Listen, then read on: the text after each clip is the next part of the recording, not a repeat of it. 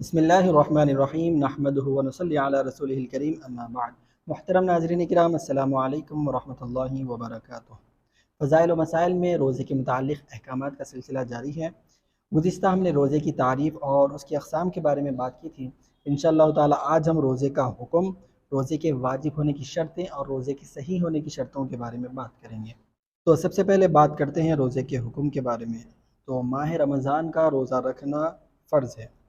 फ़र्ज़ का माना ये होता है कि जो दलील ख़ताई से साबित हो और इसका इनकार करने वाला काफिर और इसे बिला उज़्र तर्क करने वाला, छोड़ने वाला मुस्तहिक़ अज़ाब शदीद होता है। अब रहा रोज़े के वाजिब होने की शर्तें, तो वो तीन हैं। पहला मुसलमान होना, दूसरा आक़िल होना, तीसरा बालिग़ होना।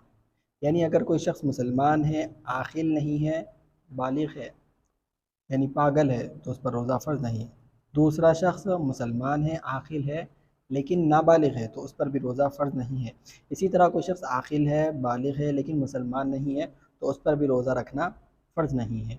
नाबालिग़ के लिए रोज़ा रखना फ़र्ज़ तो नहीं है, लेकिन आदत होने के लिए उसे रोज़ा रखवाना बेहतर है। अब रही रोज़ा सही होने की शर्तें, तो वो दो हैं। पहला ख़वातीन के लिए और दूसरी शर्त मर्द और ख़वातीन दोनों के लिए। ख़वातीन के लिए शर्त ये है कि वो अपने मख़सूस अय्याम में ना हो, और दूसरी शर्त मर्द और ख़वातीन दोनों के लिए है, और वो है नीयत करना। यानी अगर कोई शख्स रोज़ा रखना चाह रहा है तो उसे नीयत करना ज़रूरी है। अगर कोई रोज़ा रखे और नीयत ना करे, यानी भूखा प्यासा रहे लेकिन दिल में रोज़े की नीयत ना हो, तो फिर वो रोज़ा नहीं होगा। नीयत के बारे में चंद अहम बातें मुलाहज़ा फ़रमाएँ कि नीयत कहते हैं दिल के इरादे को, यानी दिल में इरादा करना इस बात का कि मैं रोज़ा रहने वाला हूँ। अगर कोई शख्स मान लीजिए कि भूखा और प्यासा रह रहा है लेकिन दिल में उसका इरादा नहीं है, तो फिर वो रोज़ादार नहीं कहलाएगा, बल्कि सिर्फ भूखा प्यासा रहने वाला कहलाएगा। और दूसरी बात यह कि रोज़े की नीयत रात से की जाए। अगर कोई शख्स रात में रोज़े की नीयत कर रहा है तो वो यूँ कहे, नवैतु अन असूम गदन लिल्लाहि ताला मिन सौमी रमज़ान, कि मैंने अल्लाह के लिए कल के रोज़े की नीयत की। अगर कोई शख्स रात में नहीं बल्कि दिन में कर रहा है तो उसे यूँ कहना चाहिए कि नवैतु अन असूम लिहाज़ल यौम, कि मैंने आज के रोज़े की नीयत की है। और अगर किसी शख्स को ये दुआएं याद नहीं हैं तो बस वो इतना भी कह सकता है, नवैतु बिसौमी गदिन, कि मैंने कल के रोज़े की नीयत की। और इसी तरह सहरी खाना भी नीयत के क़ायम मक़ाम है। यानी अगर कोई शख्स रोज़ा रह रहा है लेकिन वो नीयत नहीं कर रहा है बल्कि सिर्फ सहरी कर रहा है, तो ये सहरी करना उसके नीयत के क़ायम मक़ाम हो जाएगा। यूँ कहा जा सकता है कि उसने सहरी की, मतलब रोज़े की नीयत की। अब उसके लिए अगर वो नीयत ना भी करे तो उसका रोज़ा हो जाएगा। और इसी तरह नमाज पढ़ने में कोई शख्स रोज़े की नीयत कर रहा है तो सही है। यानी अगर कोई शख्स था जो रोज़े की नीयत ना किया लेकिन उसे नमाज में याद आया कि मैंने आज रोज़े की नीयत नहीं की, तो बस उसने दिल ही दिल में नीयत कर ली कि मैं आज का रोज़ा हूँ, तो ये उसकी नीयत सही मानी जाएगी। और इसी तरह रमज़ान के हर रोज़े में नीयत करना ज़रूरी है। ऐसा नहीं हो सकता है कि सारे के सारे रमज़ान के रोज़ों की नीयत सिर्फ़ एक ही मरतबा में कर ली जाए, बल्कि रोज़ाना हर रोज़े की नीयत करना ज़रूरी है। अब बात करें कि रमज़ान के रोज़े की नीयत का वक्त क्या है। तो याद रहे कि रमज़ान के जो रोज़े होते हैं उसकी नीयत का वक्त तुलुए सुबह सादिक़ से लेकर निस्फ़ नहार शराई तक होता है। तुलुए सुबह सादिक़ यानी फ़ज्र का वक्त शुरू होने से लेकर निस्फ़ नहार शराई। यहाँ पर ये बात याद रखें कि दिन की दो किस्में होती है, एक दिन शराई होता है, एक दिन गैर शराई होता है। अरबी में नहार शराई और नहार गैर शराई कहते हैं।